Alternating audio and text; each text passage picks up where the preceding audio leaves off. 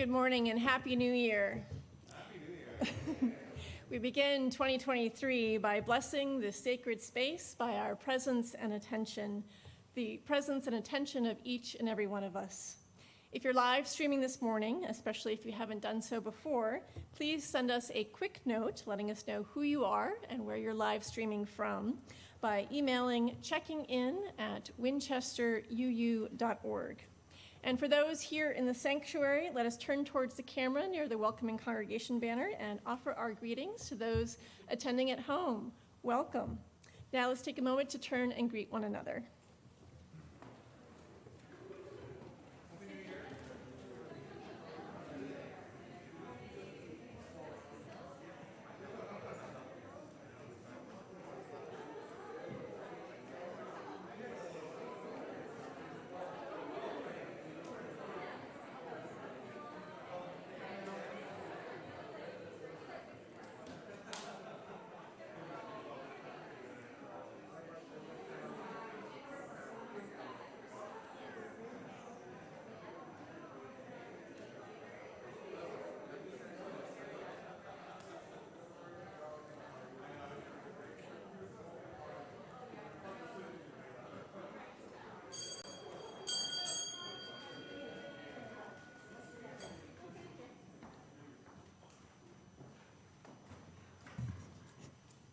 Happy New Year!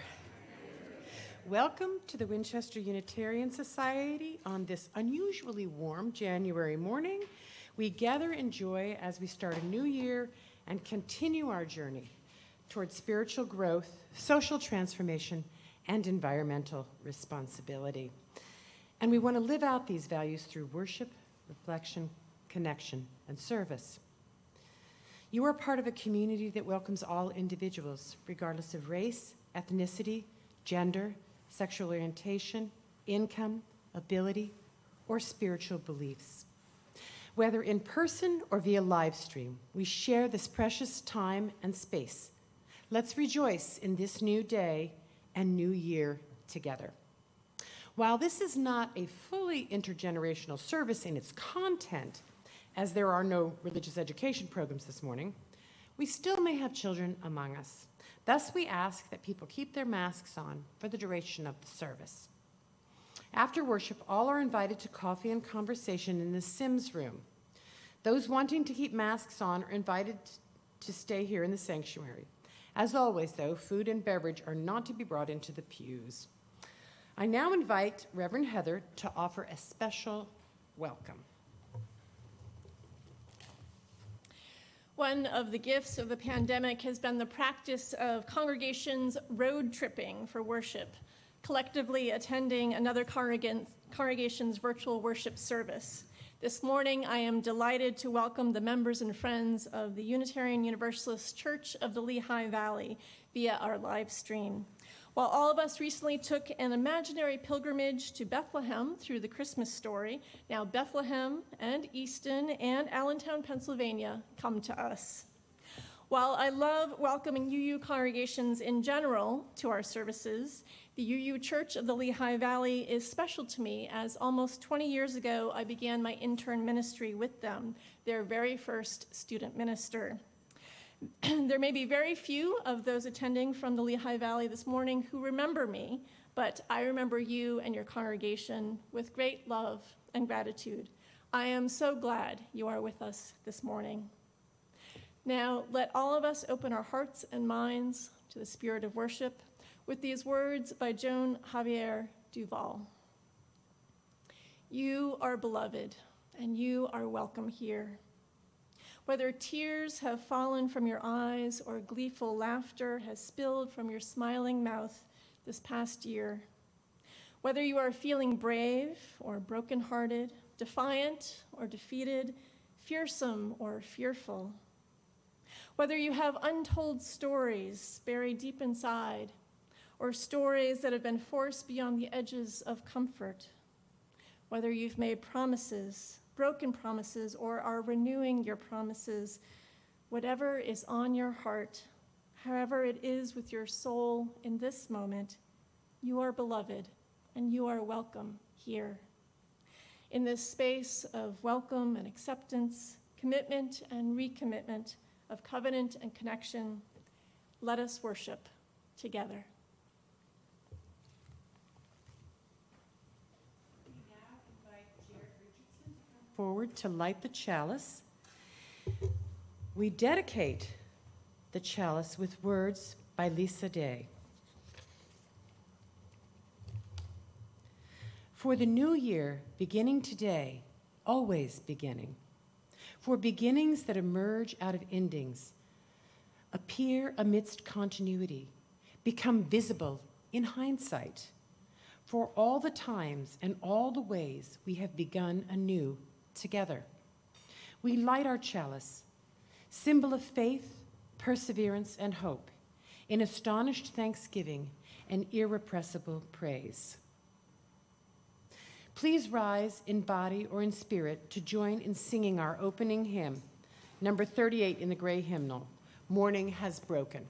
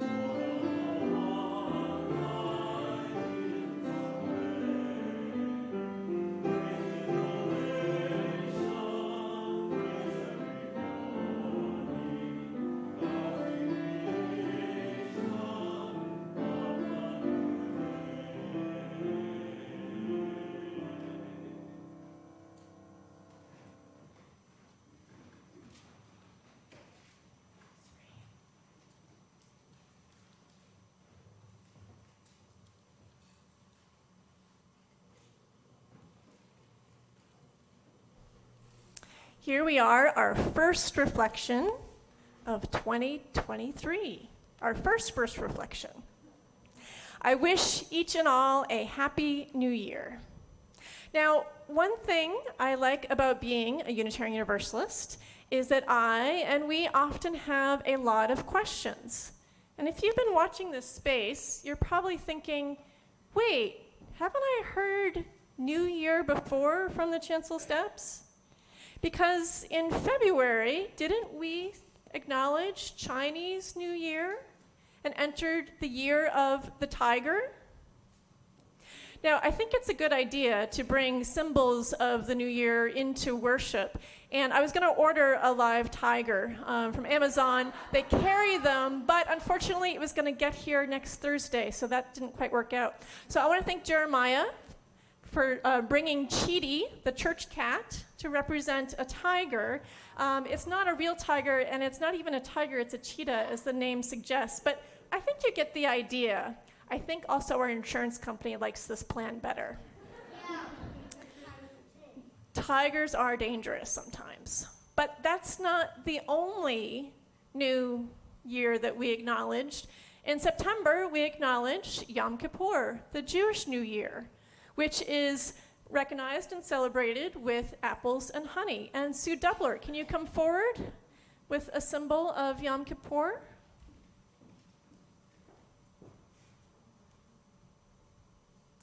Thank you.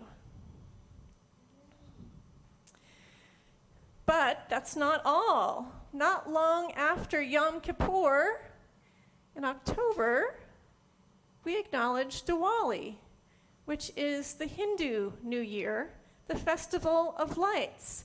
And Sheila, can you come forward and hold this symbol? Thank you. Tigers and apples and candles, oh my, that's a lot of symbolism. Friends, feel free to take your seat and blow out your candle. It's amazing how human beings often want to acknowledge a new year, but they can't decide on when it starts, but that's okay. When I think of a new year, there's one symbol that seems to represent every new year, and that is the symbol of a tree. Because if you think about it, when a sapling begins, that's where a tree will be for its entire life. It's kind of like the past, where it's rooted. But most trees are not going down, they are reaching up towards the future. So I kind of think of a tree as a new year because that's that place where the past and the future come together. So here, all of us can create that symbol. If it does not hurt to stand up, let's everybody rise.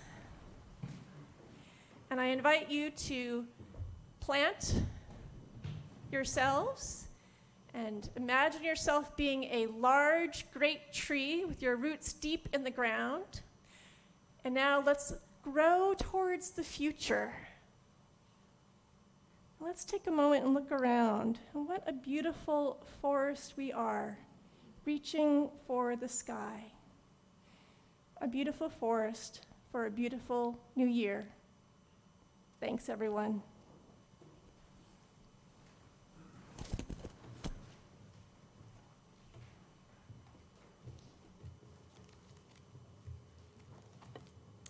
After we've gotten our blood moving a little bit, it's time to slow things down. We'll now enter into a time of centering in our service, beginning with a meditation, Transforming the New Year by Tim Atkins. After the meditation, we will take part in a ritual, Kindling of the Light, a time to light a candle here in the sanctuary or at home to represent the joys, sorrows, or concerns we hold within. During the kindling of the light, if you'd like a candle brought to you, please raise your hand. After we kindle the light, we'll be together in a time of shared silence, out of which we will sing the hymn 391 in the gray hymnal, Voice Still and Small. Tim Atkins writes, as a religious humanist, I've never quite found a winter holiday that speaks to me on a deep spiritual level. That is, until I started transforming New Year's into my own personal holiday and created a bunch of traditions. For example, every year I give my apartment, and now house, a deep cleaning because I don't want to bring last year's trash, literal or metaphorical, into the new year. Another tradition I started was choosing a single word to be my theme for the upcoming year. My word for this past year, authenticity. Part of my New Year's tradition is also reflecting on the past year. But when reflecting on the past year, I do it through the lens of my word of the year. Was I being authentically me? There were times when faced with a tough decision that I relied on asking myself, which choice is more authentically me? So what is my word for this year? Roots. I made a major move this year to Oklahoma City, and assuming all goes well, just days into the new year, I will officially close on a house and become a first-time homeowner. It's time for me to set down roots in my new neighborhood and my new town. But I can take roots further. I want to explore my own family's roots more in order to better fully understand my own cultural story. I want to explore the roots of my beliefs more and examine the sources that drive my actions. Tim Atkins closes with this prayer, O source of creative inspiration, guide me and my thoughts.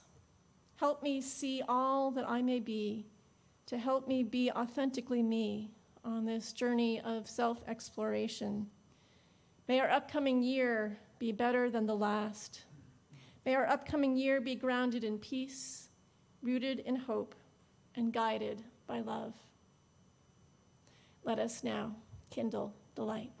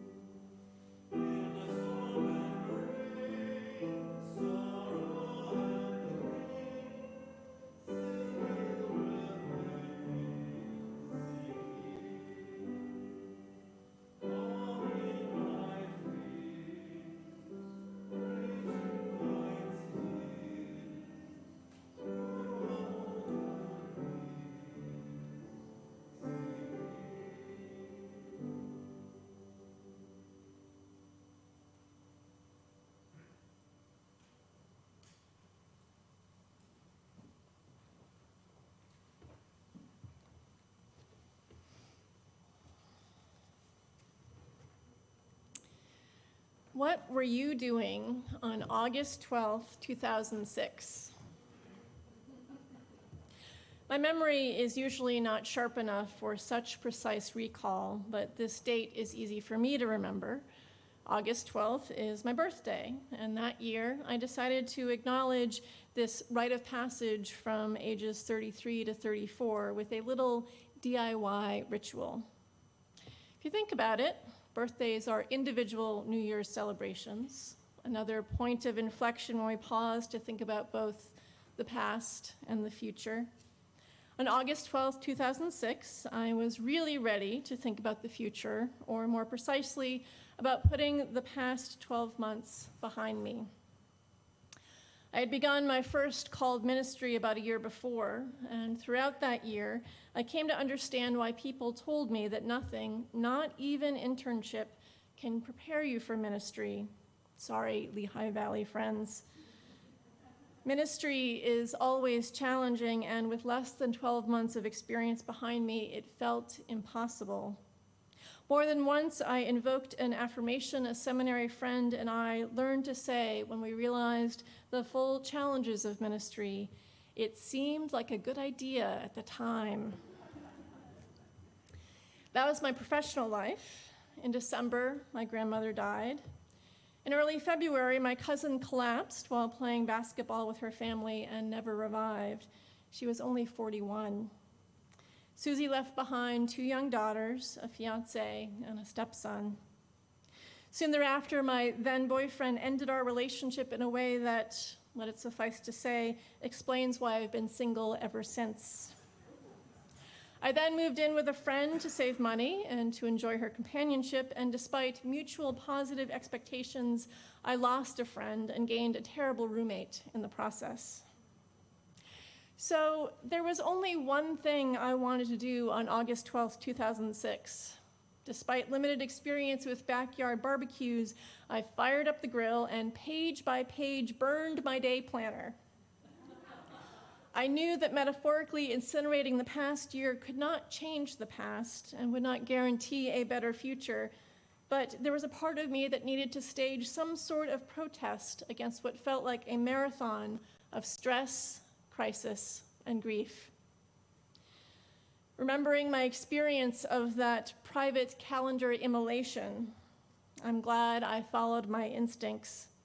Seeing those scrawled notations of meetings and doctor's appointments dissolving into the growing flames was so satisfying, I can remember it clearly to this day. While it changed nothing, I felt like the monster of my 33rd year was defeated. Thankfully, things got better from there.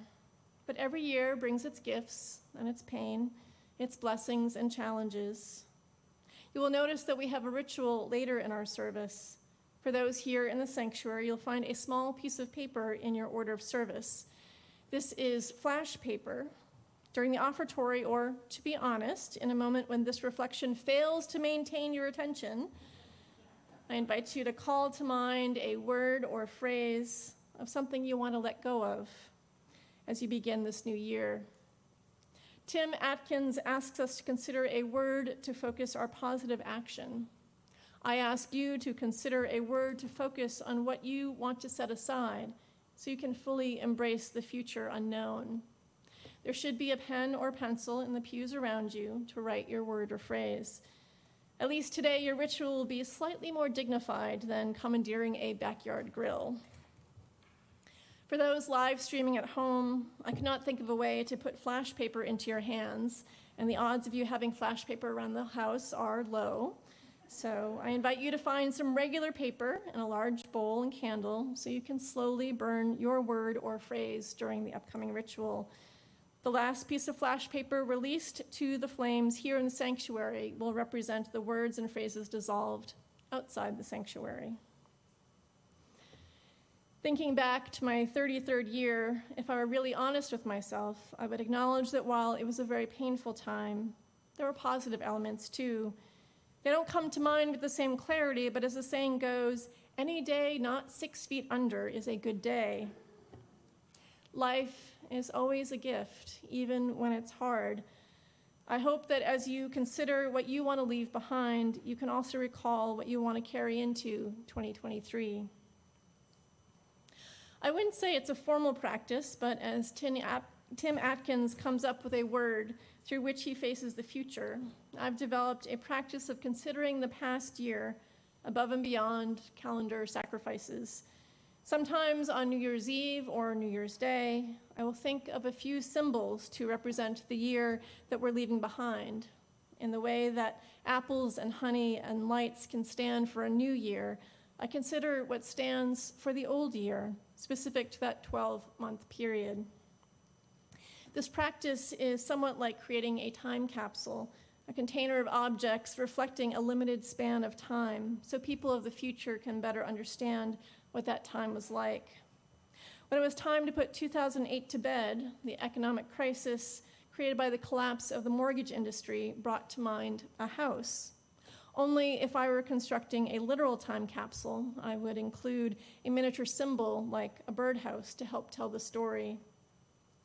So when I realized that January 1st fell on a Sunday this year, I became inspired to create another metaphorical time capsule.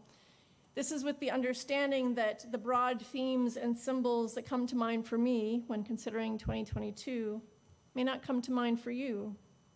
If nothing else, this is an invitation for you to take part in this creative exercise begun by me sharing the themes I identify. I begin with a symbol of democracy. In the recent midterm elections here in the United States, we heard time and again that democracy is on the ballot, as voters considered candidates whose words and actions reflected commitment to the rule of law, and others who perpetuated lies and advocated for active dismantling of our democratic systems. This election took place against the backdrop of indictments and convictions of those who participated in the attempted coup at the Capitol on January 6th, and the public hearings revealing the actions of the former president and members of his administration. What kind of society do we want to live in? And what model of governance, what kind of leaders will create such a society? These were questions woven into not only political debate, but also our day-to-day interactions and decisions. 2002 has been a year when the human capacities for both truth-telling and deceit, courage and cowardice, indifference and integrity held center stage. But these questions are not ours alone. An even more painful and violent struggle erupted in Ukraine as it sought to defend itself from an invading Russia. In that corner of the world, it is perhaps more accurate to say that democracy is on the battlefield. The plight of the Ukrainian people and their valiant campaign for autonomy and democratic rule inspires me to choose one of their national symbols, sunflowers, as our sign for democracy.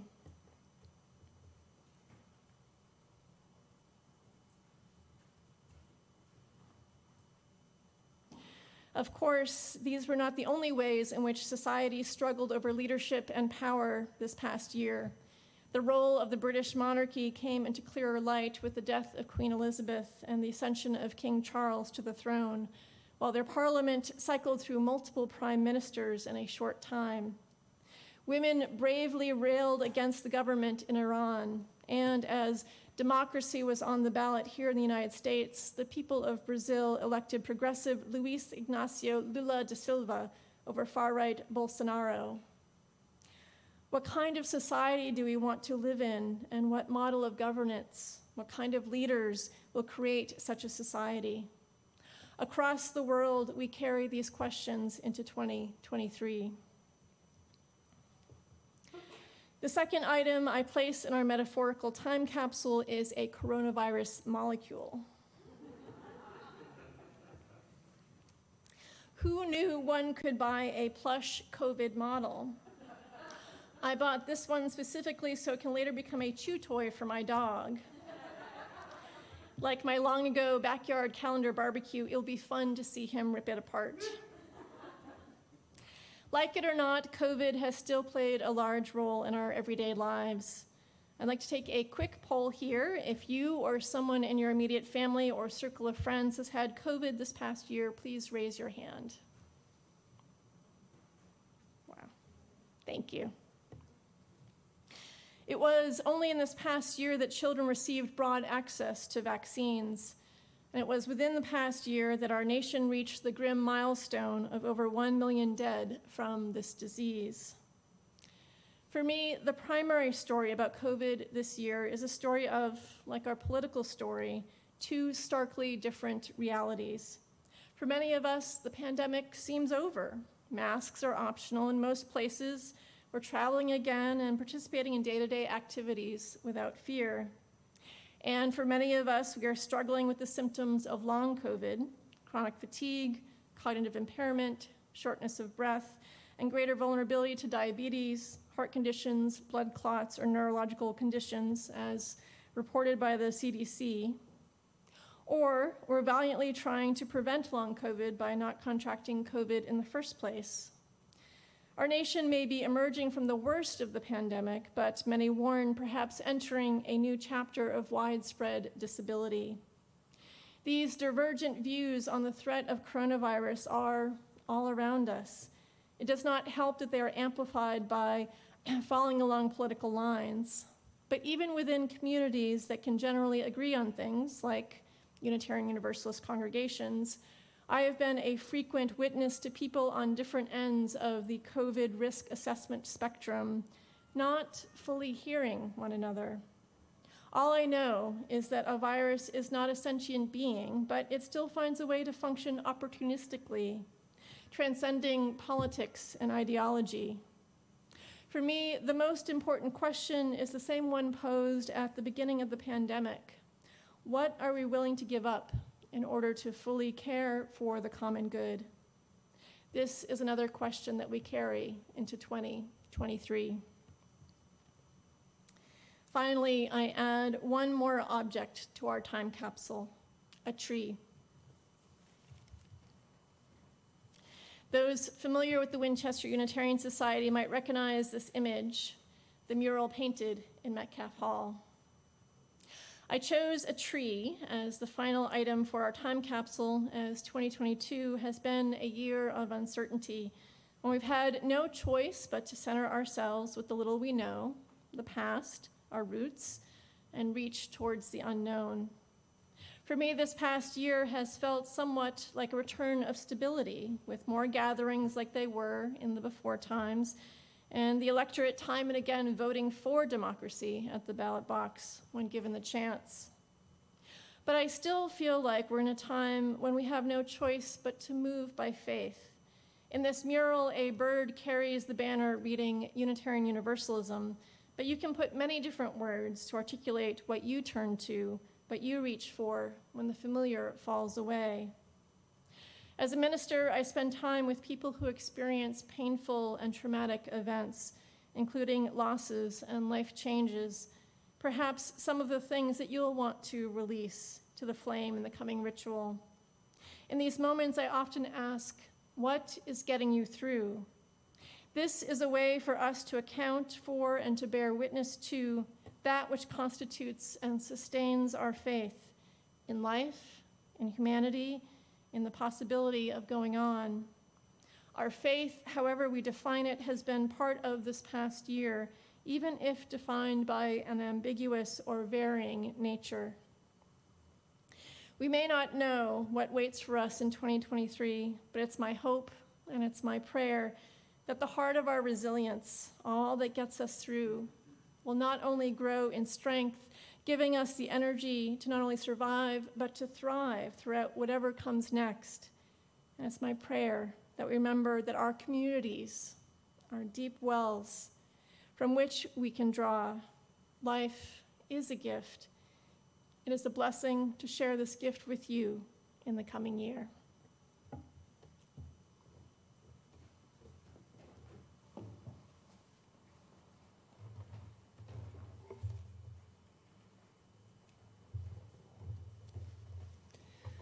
One hoped-for goal of our church is to encourage all who gather here to grow more generous in spirit and in action. This is the great end of all the world's faith traditions, to bring the human being closer to the divine by acts of creation and compassion. We now are asked to make an offering that allows us to exercise that all-important generosity of spirit, an offering that will help support this self-supporting church and its many ministries. This morning we share our gifts with Winchester Got Lunch, providing healthy lunch foods during the summer for students who may rely on subsidized school year lunches or who are nutritionally challenged due to unforeseen circumstances. Here are the different ways you can donate. Those attending by live stream will soon see information about how to give. Those in the sanctuary may give cash, checks, or donate electronically. Information is in your order of service, or visit our website under the Giving page. Please write or type the date of your offering in the memo line or comment field. If you are visiting for the first time, either in person or online, you are our guest. The most valuable thing you can offer at this moment is your contact information so we may stay connected beyond this Sunday. Live stream attendees will see information about how to complete the virtual visitor card. In-person attendees can find a physical visitor card in the pew racks in front of you. Please complete it and put it in the collection plate. The offering will now be generously given and gratefully received.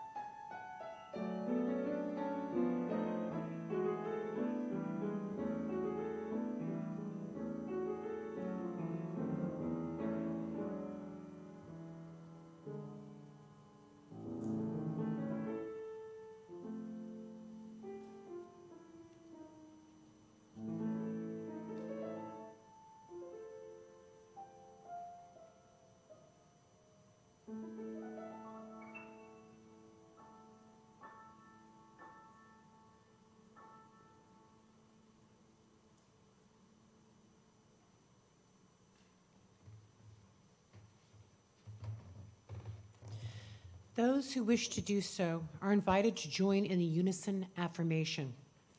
We gather not for ourselves alone, but to use our common power to build the beloved community within and beyond these walls. We create and reaffirm this covenant this day to make justice flourish, to practice compassion amidst difference, and to embody transformative love.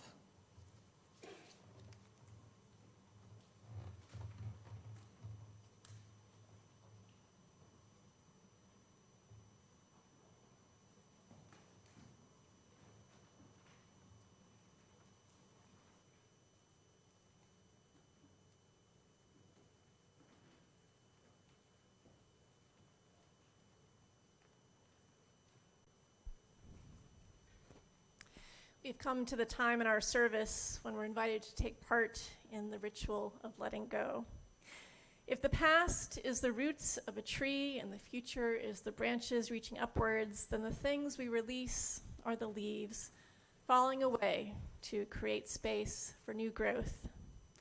Before we release our word or phrase that we wrote on our paper, let us pause for a brief moment. Let's acknowledge that what we've held on to this year by choice or by necessity has offered us lessons and has moved us to change, often towards greater strength.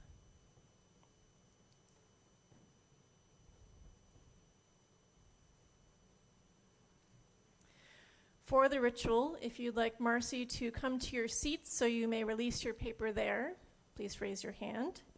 And for those live streaming at home, I invite you to, if you haven't done so already, write your word or phrase on some regular paper and with safety in mind, carefully burn this scrap of paper through the flame of a candle in a fireproof bowl. The last paper that I will release to the flame here in the sanctuary will represent the contributions of all of our virtual attendees.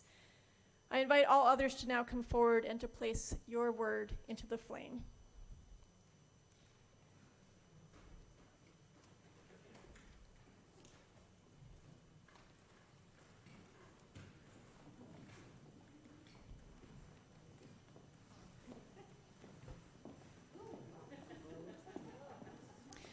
The bowl used for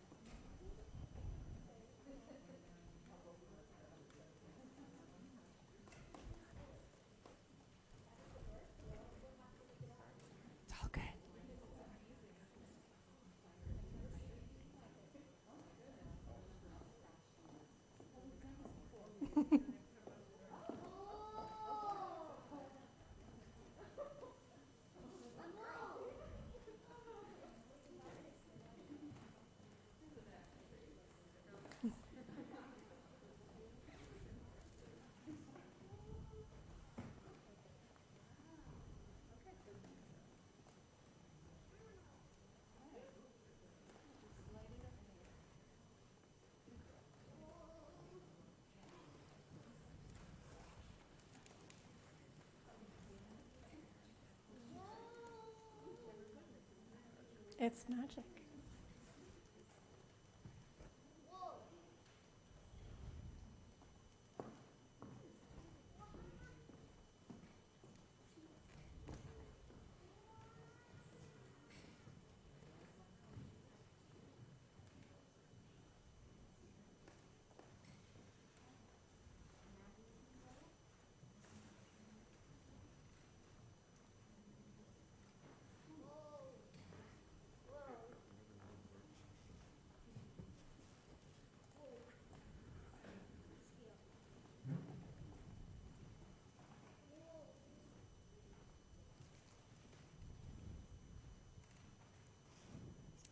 I now burn one final piece of paper representing all those that are burned at home. We have let go of these things in our lives. May we freely go forward into the new day and a new year with greater peace and a renewed sense of hope.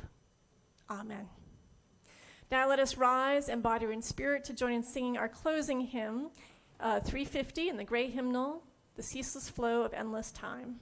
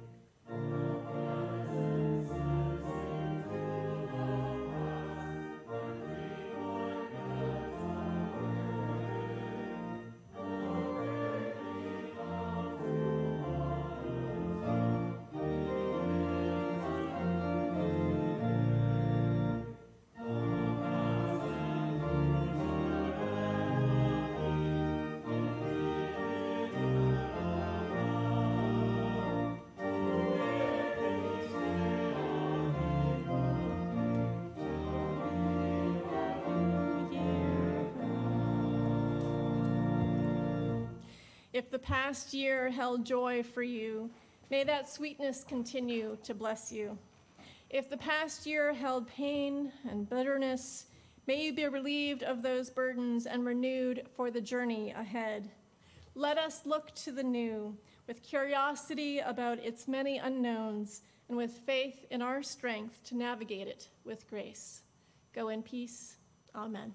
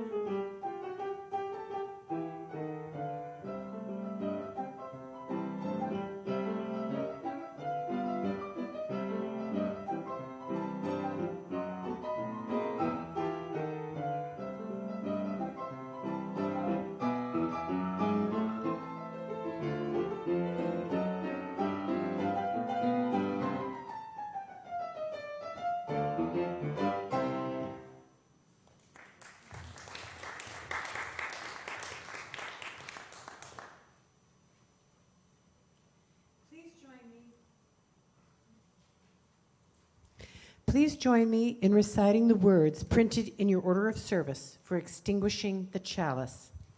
We extinguish this flame, but not the light of truth, the warmth of community, or the fire of commitment. These we carry in our hearts until we are together again. Our service is ended, but our life of service continues. Let's join one another in the Sims room for continued conversation.